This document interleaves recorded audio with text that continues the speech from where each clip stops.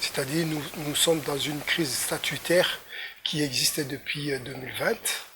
Et donc l'État congolais, nous reconnaissant le droit de pouvoir gérer la fédération jusqu'à ce jour, en attendant de réaliser et de tenir l'Assemblée générale extraordinaire et élective, nous continuons à gérer donc cette fédération et, à notre grande surprise, l'aile qui est irrégulièrement en place, dont l'État congolais ne reconnaît pas la capacité de gérer la Fédération congolaise de rugby, s'est octroyée avec l'un de ses membres qui vit en exil en Tunisie, en France, je ne saurais rien vous dire dessus, envoie des experts ici parce qu'il a des amis à Rugby Afrique, l'organe qui gère le rugby au niveau continental, envoie des experts ici pour organiser une certaine formation. Ce qui est dommage, c'est que vous ne pouvez pas organiser une formation pour un groupe qui ne représente que plus ou moins 5% de la totalité des pratiquants, des sympathisants et des dirigeants qui gèrent le rugby congolais. Donc nous nous insurgeons sur cette manière de faire des choses et nous appelons justement à l'autorité qui régule le sport au niveau de la République démocratique du Congo de pouvoir jeter un œil sérieux, regardant, pour que nous puissions éviter des choses qui peuvent arriver. Vous savez, nous sommes en train de gérer de la jeunesse et vous savez, la jeunesse a du sang chaud et nous ne voulons pas arriver à des contradictions physiques qui peuvent arriver et ternir l'image du pouvoir que gère le président de la République, Félix Etienne Tshisekedi. Vous comprenez que nous en appelons au ministre du Sport, nous en appelons au secrétaire général du sport, puisque principalement c'est de lui qu'il s'agit. Il est en train de nous empêcher d'organiser la discipline en bonne et due forme. Quand il y a eu le début du conflit, un contrat nous a été demandé de pouvoir organiser le club, les ententes, les ligues, pour enfin organiser d'une manière régulière l'Assemblée générale extraordinaire et élective de la Fédération congolaise de rugby. Nous avons fait tout ce travail durant l'année 2021. Nous avons organisé les championnats locaux. Nous avons organisé les championnats au niveau de la République, c'est-à-dire la Coupe du Congo et les championnats nationaux. Donc, nous en demandons encore une fois à l'autorité d'avoir un œil regardant, notamment le secrétaire général au sport et loisirs avec son directeur des activités physiques et sportives. C'est pour la toute première fois que nous parlons d'eux au niveau de la presse, parce que nous pensions, nous, qu'en restant réglo, qu'en restant dans les normes statutaires et réglementaires, l'État congolais, par leur entreprise, devait nous aider. Mais nous comprenons aujourd'hui qu'ils sont dans le côté des gens qui ne veulent pas le développement du rugby, le développement du sport au Congo. Nous adressons un message poignant à l'endroit du ministre chargé de sport et loisirs. Très cher ministre, M. Serge Condé, nous savons votre engagement pour le développement du sport. Nous savons que vous avez un œil particulier pour l'émancipation de la jeunesse. Voilà pourquoi nous vous disons, le moment est venu pour que vous puissiez vous déterminer par rapport au devenir de la Fédération congolaise du rugby et nous pensons que vous êtes prêts à nous recevoir très prochainement parce que nous ferons un tour dans votre bureau pour que nous puissions avoir gain de cause dans ce que nous faisons. La formation qui est là, la personne qui l'organise, c'est quelqu'un qui n'est pas reconnu, qui vit en exil, je me répète encore, et ce n'est pas normal que quelqu'un vivant à l'extérieur du pays cherche à maintenir en otage toute une nation parce qu'il est qui? Nous nous posons cette question. Tout au début de cette affaire, nous avons fait toutes les démarches possibles. Et nous avions même eu de gens qui nous ont permis de pouvoir discuter. Mais vous savez, quand quelqu'un est mal intentionné, quand quelqu'un a une vision négative et néfaste, il est difficile à comprendre. Et aujourd'hui, nous comprenons encore une fois qu'il est foncièrement opposé au développement du rugby et il ne cherche qu'à avoir son ego. Voilà pourquoi nous disons que l'État doit prouver son existence. Parce que le président de la République qui prône l'État de droit devra nous aider, nous, rugbymen, la jeunesse congolaise, à retrouver nos droits pour que nous puissions évoluer sainement. président de la CIA, lorsque vous avez été mis au parfum de cette formation, quelles sont les démarches que vous avez entreprises, juste le premier pas fait, pour justement empêcher la continuité de cette formation? Vous savez, nous sommes vraiment dans le cadre de la passion de cette discipline. L'intérêt pour nous, c'est pas de l'empêcher. L'intérêt pour nous, c'est de voir des choses se réguler normalement.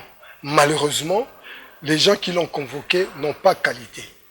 Et là, comme je l'ai dit tout à l'heure, nous allons chercher à rencontrer le ministre des Sports pour qu'il puisse voir les choses correctement. Et nous avions, nous, aujourd'hui, fait un déplacement vers ces experts qui sont venus de la Confédération africaine de rugby, que nous appelons Rugby Afrique, pour leur signifier justement que cette position partisane de pouvoir régler des choses sans contacter les deux parties, comme on dit chez nous, il faut écouter des deux oreilles, ça démontre à suffisance qu'il y a un complot contre le rugby congolais, il y a un complot contre la jeunesse congolaise. Et nous sommes en train justement de chercher à défier ça et à avoir toutes les possibilités possibles par rapport à l'État congolais pour que nous puissions dégager cette situation. Ligue, entente, club. Donc, la grande majorité est avec nous, mais malheureusement, il y a des petits diables, excusez-moi de parler comme ça, entre guillemets, qui cherchent à nuire. Une lettre pour nous demander de refaire les choses à la normale. Et nous nous sommes mis justement dans cette logique, mais les amis qui ne représentent que 5%, c'est un petit groupe à Lemba, alors que la République a 2342 km², avec plus ou moins 100 millions d'habitants. Donc c'est pas 20 personnes, 30 personnes qui vont faire que les choses ne marchent pas. C'est pour cela, encore une fois, nous disons, les responsables de sport au Congo, notamment le ministre de Sport, le secrétaire général au sport, le directeur des activités physiques au sport, prenez en compte notre déclaration. Ce n'est pas une menace, mais c'est une réalité qui est là. Nous gérons 95% des jeunes et nous voulons qu'ils puissent avoir raison. Voilà notre message.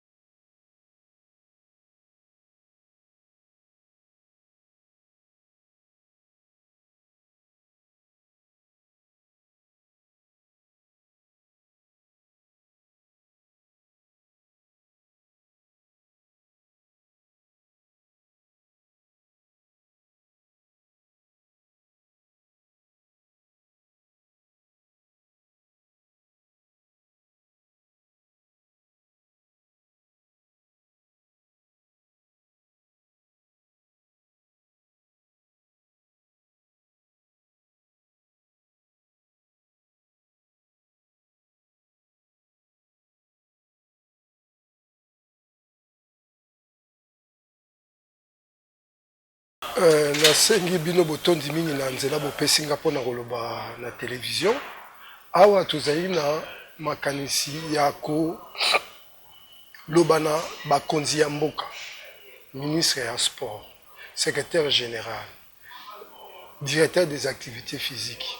Bozoko aider jeunesse ya rugby te à évoluer.